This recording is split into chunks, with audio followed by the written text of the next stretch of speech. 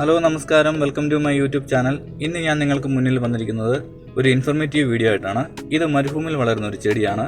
സാധാരണയായി നമുക്ക് എല്ലാവർക്കും ഉള്ള സംശയമാണ് കനത്ത ചൂടുള്ള കാലാവസ്ഥയിലും മരുഭൂമിയിൽ ചെടികൾ വളരുമോ എന്നുള്ളത്. എന്നാൽ ഇത്തരം ചെടികൾ മരുഭൂമിയിലെ ഏത് കാലാവസ്ഥയിലും വളരുവാൻ സാധിക്കും. കാരണം ഇവയ്ക്ക് ഒരു പ്രത്യേകത ഉണ്ട്. നമ്മൾ ഇതിൻ്റെ ഇല ഒന്ന് പറിച്ചെടുത്തിട്ട് ജസ്റ്റ് ഞെക്കി നോക്കുകയാണെങ്കിൽ ഇതിൽ നിന്ന് വെള്ളം പുറത്തേക്ക് വരുന്നതായിട്ട് നമുക്ക് കാണാൻ സാധിക്കും.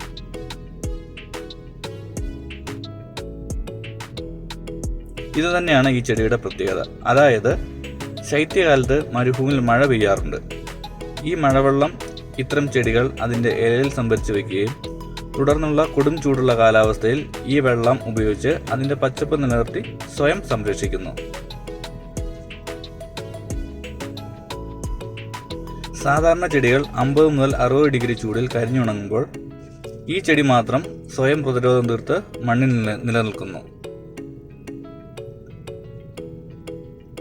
ഒരർത്ഥത്തിൽ പറഞ്ഞാൽ പ്രതിരോധിക്കുന്നവൻ അതിജീവിക്കും. ഒരറിവും ചെറുതല്ല. Thanks for watching my video. ഇഷ്ടപ്പെട്ടാൽ എല്ലാവരും ലൈക്ക് ചെയ്യുക, ഷെയർ ചെയ്യുക, സബ്സ്ക്രൈബ് ചെയ്യുക.